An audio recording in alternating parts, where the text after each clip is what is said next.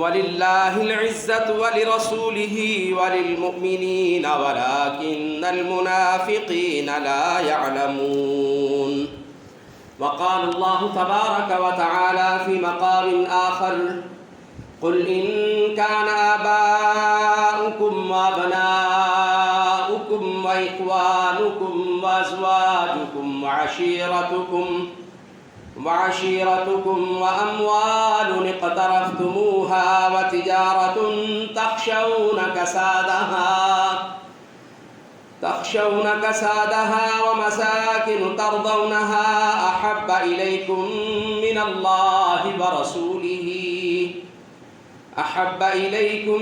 الله ورسوله وجهاد في سبيله فتربصوا حتى يأتي الله بأمره والله لا يهدي القوم الفاسقين.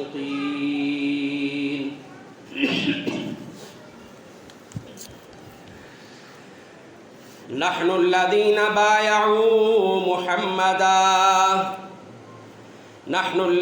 بايعوا محمدا على الجهاد ما بقينا أبدا.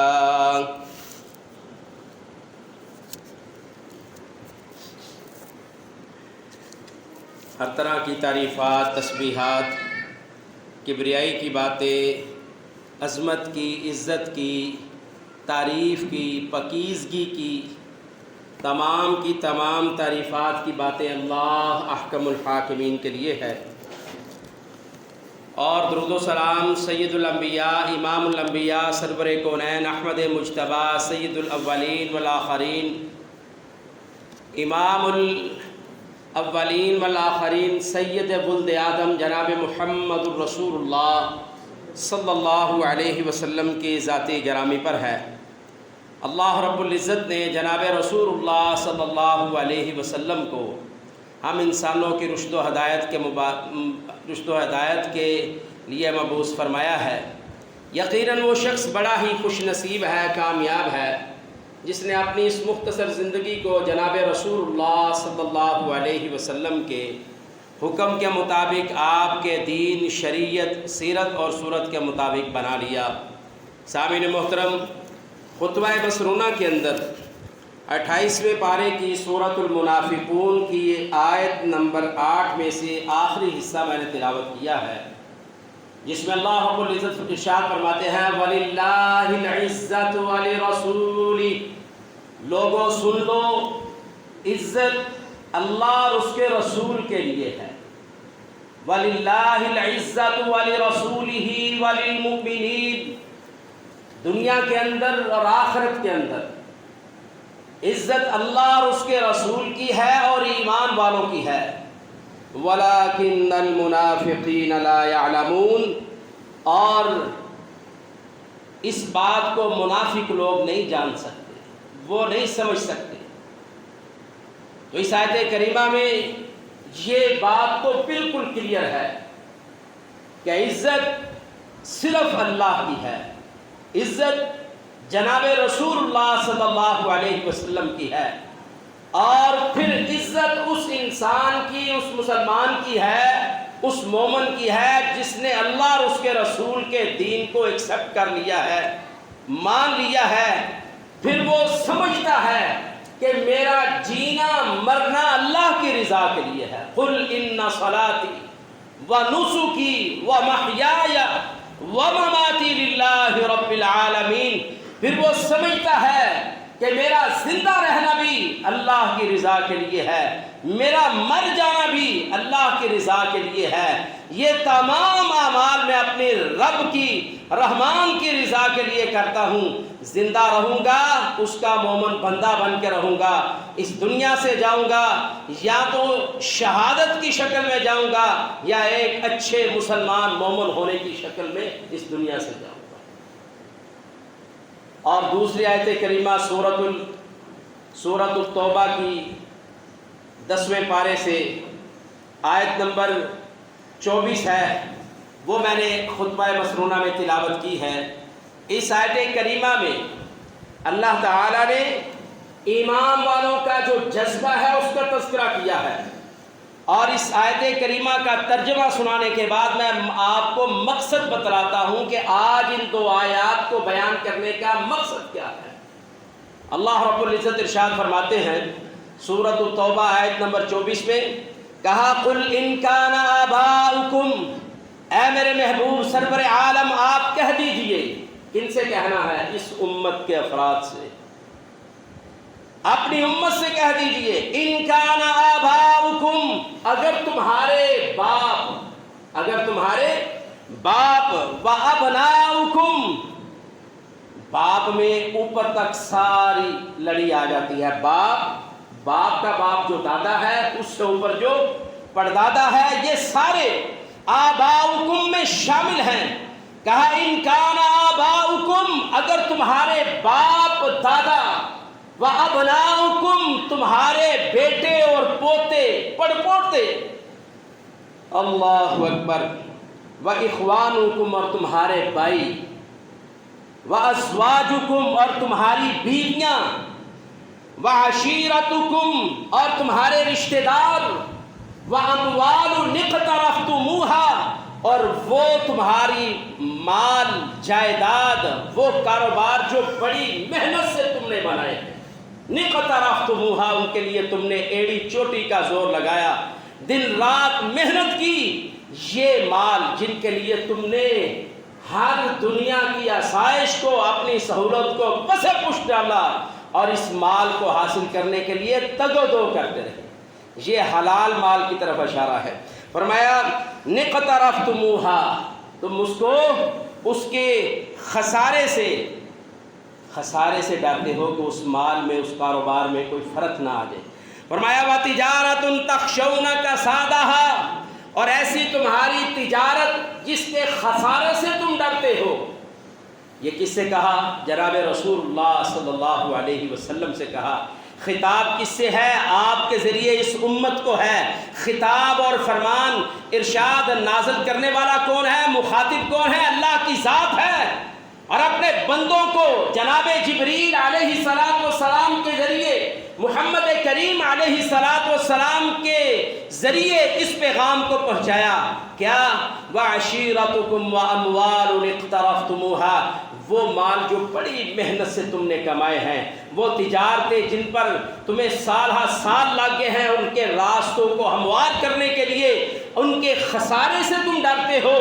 فرمایا وَمَسَاكِنُ تَرْضَوْنَهَا، اور ایسے تمہارے رہنے کے گھر، تَرْضَوْنَهَا، جس کو دیکھ کر تم خوش ہوتے ہو، ایسے جو تم نے گھر بنا رکھے ہیں، شاندار عالی قسم کے گھر، اپنی ضرورت کے مطابق، جو اللہ نے مال و تجارت میں نفع دیا اس سے نکال کر تم نے جو بہترین کوٹھیاں، بنگلے اور رہنے کی بہترین آسائشوں کے ساتھ جو آپ نے رہائشیں بنائی رکھی ہیں، وَمَسَاكِنُ تَرْضَوْنَهَا، کہا ایسے گھر جو تمہیں بہت پسند ہیں، احب الیکم، یہاں اللہ تعالیٰ ان ساری باتوں کے بعد اپنے بندوں سے خطاب یہ کر رہے ہیں، احب الیکم، کیا یہ تمہیں ساری چیزیں زیادہ محبوب ہیں؟ یہ تمہیں زیادہ پسند ہیں؟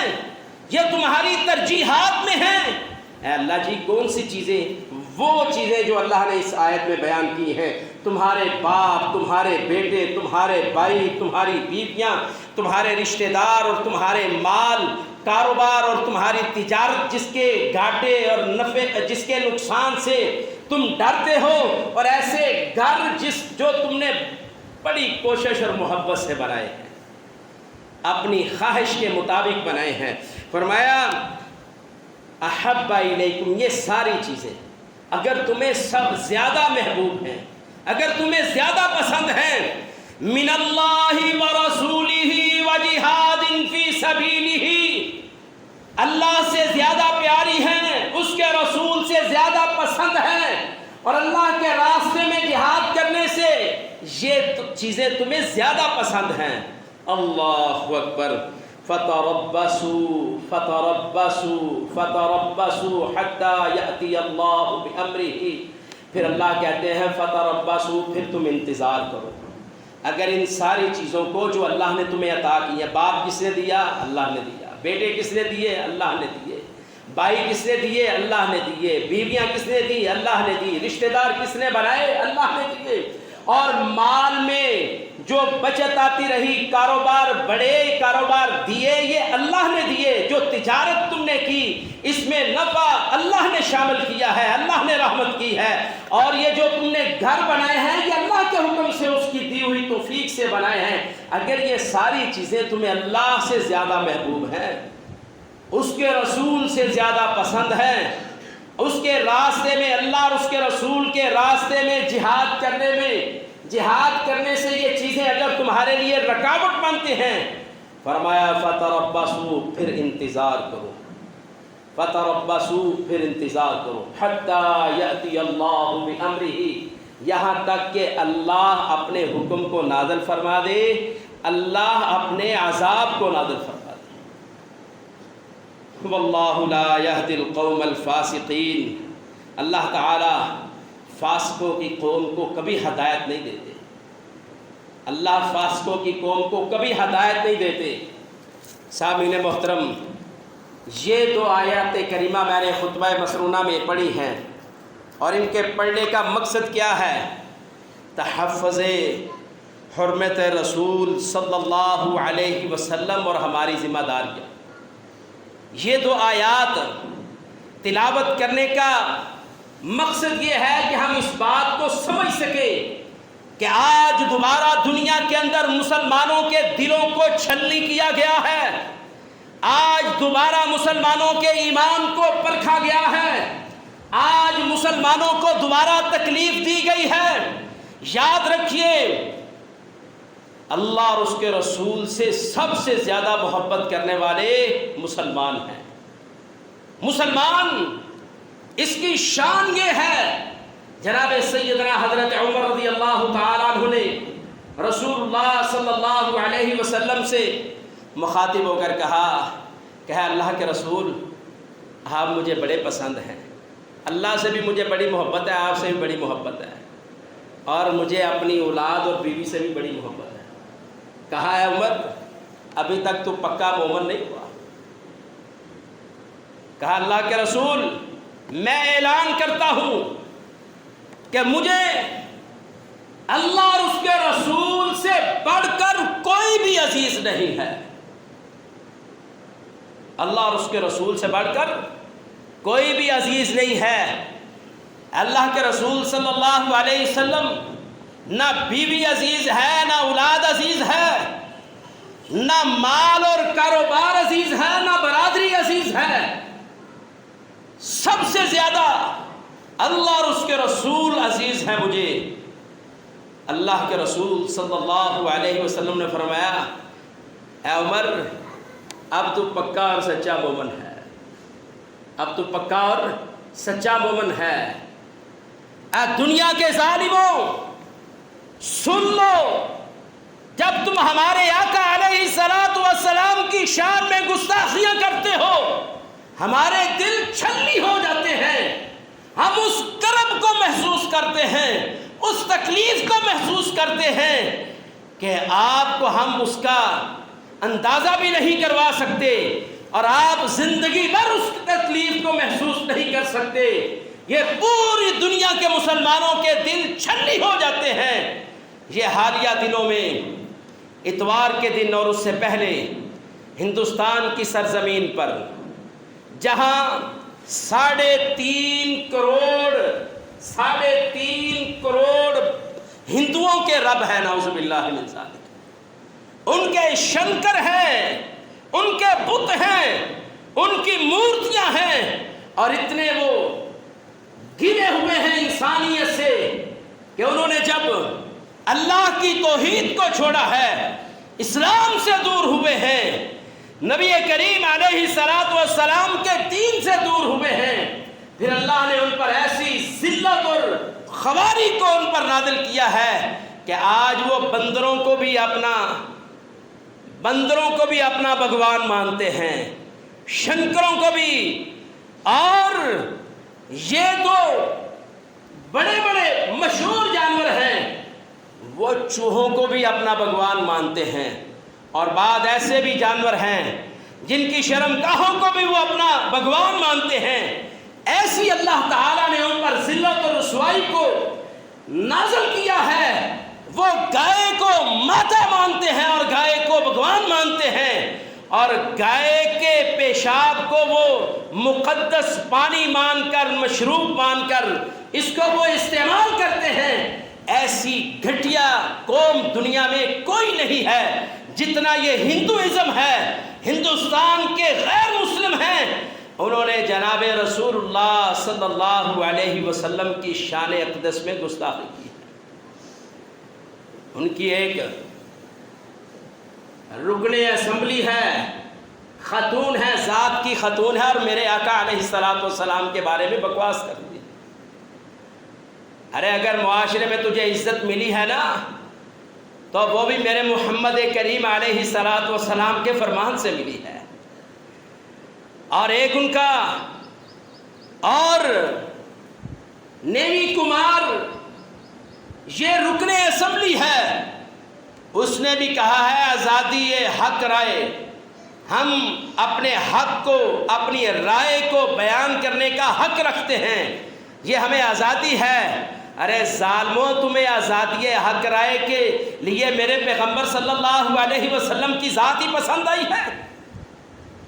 تمہارے کتنے شنکر اور کنکر ہیں ان کو مانو، ان کی گستاخیاں کرو، ان کے بتوں کو گراؤ، ان کی توہین کرو، ہمیں ذرا برابر بھی تکلیف نہیں ہوگی۔ تم ہمارے پیغمبر صلی اللہ علیہ وسلم کی شان میں گستاخیاں کرو اور کہو ہم دنیا میں امن پیدا کر لیں۔ یہ قرآن کریم یہ اس بات کی گواہی دیتا ہے۔ سورۃ المنافقون آیت نمبر 8 میں اللہ کہتے ہیں وَلِلَّهِ الْعِزَّةُ وَلِرَسُولِهِ وَلِلْمُؤْمِنِينَ، اس زمین پر جس کا مالک اور خالق رب العالمین ہے، جو آسمان کے نیچے زمین ہے اور جس کا کنٹرول میرے رب کے ہاتھ میں ہے، اس پر اگر کسی کے لیے عزت ہے تو اللہ کی عزت ہے، اس کے رسول کی عزت ہے اور مومنوں کی عزت ہے۔ وَلَٰكِنَّ الْمُنَافِقِينَ لَا يَفْقَهُونَ، لا يَعْلَمُونَ، اور منافق ان باتوں کو کبھی نہیں سمجھ سکتے۔ آج تم میرے پیغمبر صلی اللہ علیہ وسلم کی شان میں گستاخیاں کرو اور کہو امن ہو جائے، ہم تمہاری نیندیں بھی حرام کر دیں گے، تمہارا جینا بھی حرام کریں گے۔ اور دنیا میں اس مرتبہ پہلی دفعہ ایسے ہوا ہے، دنیا میں پہلی دفعہ ایسے ہوا ہے، اور اللہ کے فضل سے میں یہ سمجھتا ہوں کہ یہ اللہ کے دین کے حق ہونے کی گواہی ہے۔ پہلے دنیا کے اندر یورپ نے گستاخیاں کی، مغرب نے گستاخیاں کی، USA میں جناب رسول اللہ صلی اللہ علیہ وسلم کی گستاخیاں ہوئیں، قرآن کریم کی نعوذ باللہ گستاخیاں ہوئیں، لیکن لوگ مسلمان دبے ہوئے تھے، اپنی آواز کو اتنی طاقت کے ساتھ بلند نہیں کر سکتے تھے۔ لیکن آج اللہ تعالیٰ نے اس منظر کو بدل دیا ہے، جو اس بات کی نوید ہے، نوید سحر ہے کہ ان قریب ایسا وقت آنے والا ہے کہ دنیا کے اندر اگر کوئی مذہب ہوگا تو وہ مذہب اسلام ہی ہوگا۔ کیا ہوا؟ پوری دنیا کے اندر سب سے پہلے اس کام کا اعزاز عرب ممالک نے حاصل کیا ہے۔ انہوں نے کیا کیا؟ جیسے ہی ہندوستان کی پارلیمنٹ میں ایک ان کے رکن نے گستاخی کی تو سب سے پہلے UEA میں جتنی بھی پروڈکٹ انڈیا کی تھی وہ سب کی سب بین کر کے ان کو پیغام دیا اللہ للہ ورسول اللہ۔ یا مودی سے مخاطب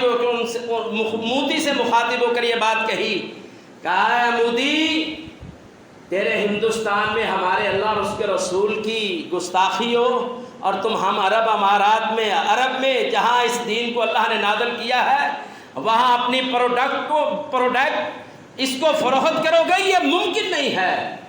اور پورے کے پورے بڑے سے بڑے جو مال تھے انہوں نے اپنا وہ جو انڈیا کی پروڈکٹ جتنی تھی وہ ساری باہر نکال دی، بین کر دی، اور ان کے ساتھ بائیکاٹ کیا اور ان کے ساتھ تعلقات کو ختم کیا، اور عالمی دنیا پر یہ پیغام دیا کہ اب مسلمان وہ پہلے کمزور مسلمان نہیں ہے، ہر سطح پر تمہارا مقابلہ کیا جائے۔ اللہ اکبر۔ اور یہ بڑی خوش آئندہ بات ہے ایک، اور اس کا نتیجہ کیا ہوا؟ کویت نے پابندی لگا دی، دبئی اور شارجہ نے پابندی لگائی، اور غزہ میں پابندی ہوئی، سعودی عرب میں پابندی ہوئی، عرب ممالک میں پابندی ہوئی، اور دباؤ بڑھایا انڈیا پر، مودی پر۔ انہوں نے فوراً سے پہلے اپنے ان دونوں رہنماؤں کو، ایک کی تو رکنیت ہی انہوں نے معطل کر دیا، اور دوسری کو اس نے دوسرے بندے کو جماعت سے نکال دیا ہے۔ ہم آج سے 20 سال پہلے بھی یہ کہا کرتے تھے، امیر المجاہدین پروفیسر حافظ محمد سعید کروڑوں مسلمانوں کی دلوں کی دھڑکن، امت کے خیر خواہ، امت کے لیے ان سب پابندیوں کو برداشت کرنے والے، آج سے 20 سال پہلے بھی اس بات کا اعلان کیا کرتے تھے کہ یہ جو ہندوستان کے اندر بی جے پی کی یہ جو حکومت ہے، یہ جو انتہا پسند ہندوؤں کی تنظیم ہے، دراصل یہ وہ تنظیم ہے جو اسلام کی مخالفت میں، اسلام کے مقابلے میں کھڑی کی گئی ہے۔ اس کو اگر لگام نہ دی گئی تو دنیا کا امن تباہ ہوگا، اور اس کو لگام دینے کے لیے اللہ کے بندے نکلے، کبھی لشکر طیبہ کی شکل میں، جیش محمد کی شکل میں، اور پھر آج کیا ہوا؟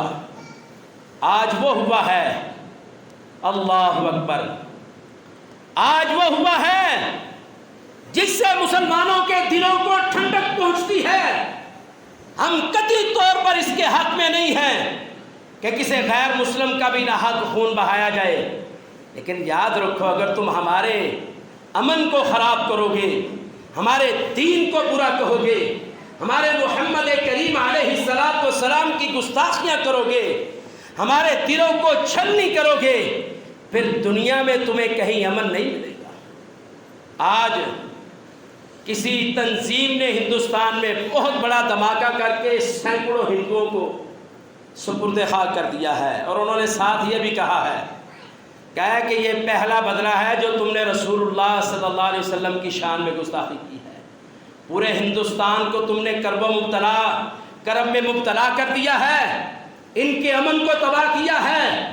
پوری دنیا کے مسلمان سراپا احتجاج ہیں، وہ اپنے غم اور غصے کے ساتھ اللہ سے دعائیں کر رہے ہیں، اے اللہ کسی طریقے سے تو ہماری مدد فرما، ہم جہاں جہاں بھی تیرا کوئی گستاخ ہے اسے زندہ نہیں رہنے دیں گے۔ یاد رکھیے یہ کوئی جذباتی باتیں نہیں ہیں، اللہ کے رسول صلی اللہ علیہ وسلم کے زمانے میں بھی ایسے کام ہوئے۔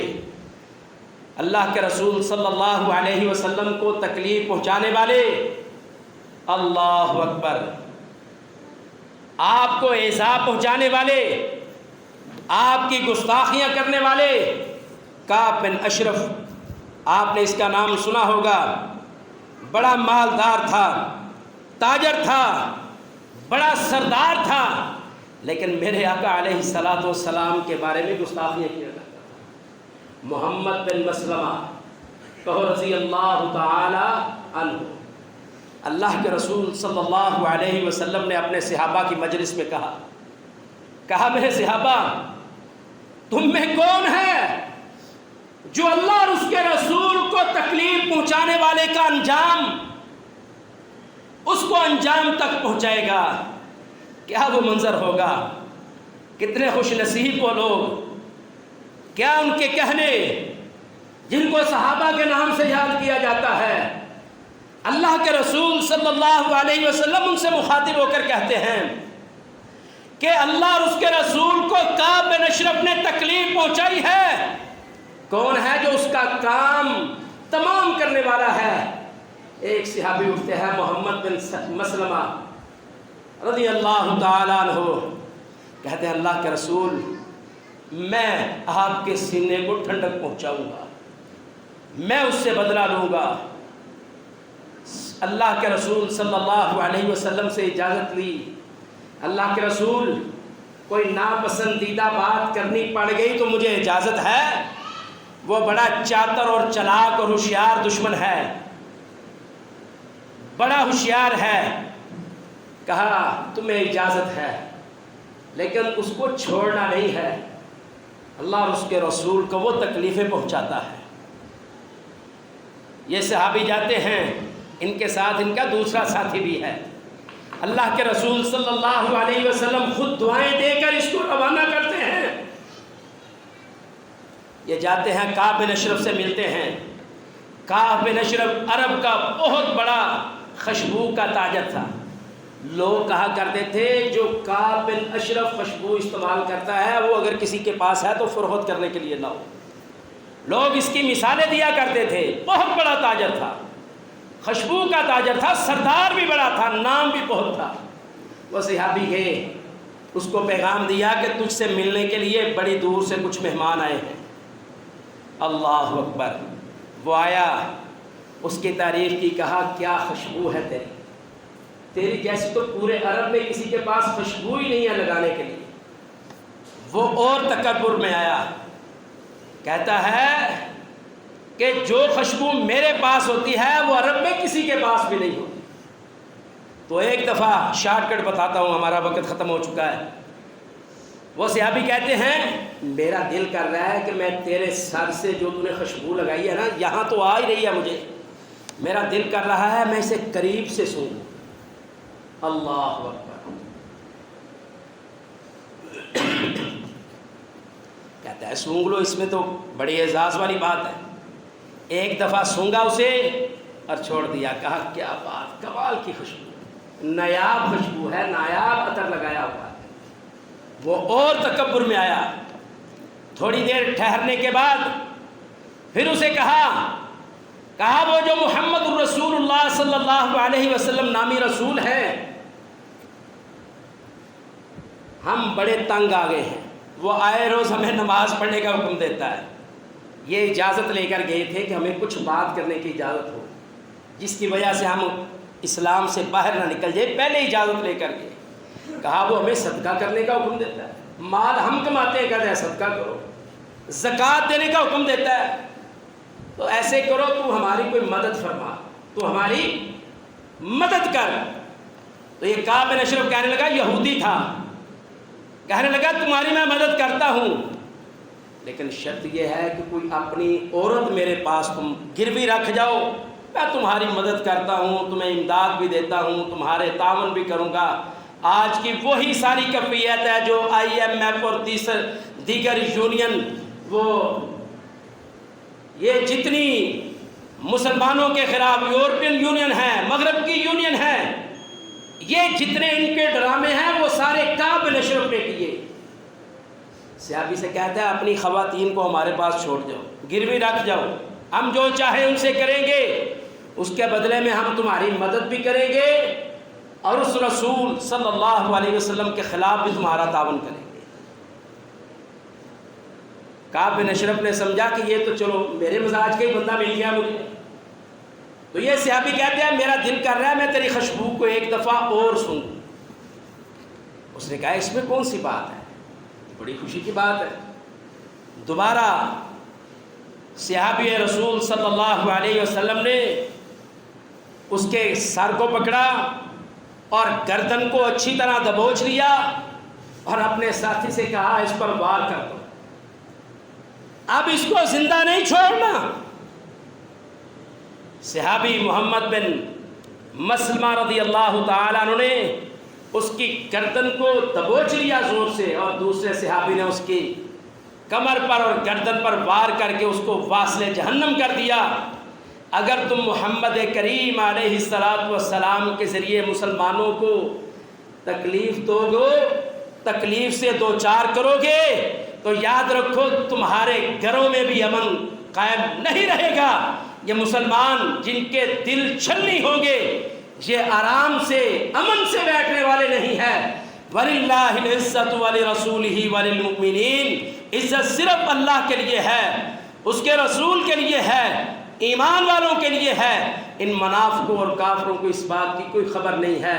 سامعین محترم، یہ حالیہ دنوں میں رسول اللہ صلی اللہ علیہ وسلم کے خلاف نازیبا جو حرکات کی گئی ہیں، گستاخیاں کی گئی ہیں، ہم شدت سے ان کی مذمت کرتے ہیں۔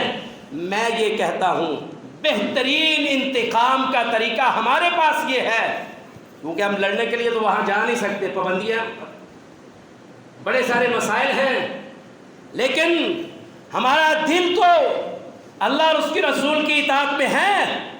ان کے اس اقدام کی وجہ سے ہمارے دل تو چھلنی ہے۔ آؤ میں تم سے اس بات کا وعدہ لینا چاہتا ہوں، ہم ان سے انتقام لیتے ہیں، اس انداز سے لیتے ہیں کہ ان کی جتنی بھی پروڈکٹ ہیں جو ہندوستان کے غیر مسلموں کی ہے، ہندوؤں کی ہیں، اس کا بائیکاٹ کرو اور ہندوانہ رسم و رواج کو ترک کر دو، اپنی خوشیاں اور غمیاں سنت کے مطابق بنا لو، اپنی شکلوں کو، اپنے معاملات کو، اپنے لین دین قرآن و سنت کے مطابق کر لو، اپنے گھروں سے رسم و رواج کو باہر نکال کر اللہ سے یہ عہد کر لے، وعدہ کر لے، اے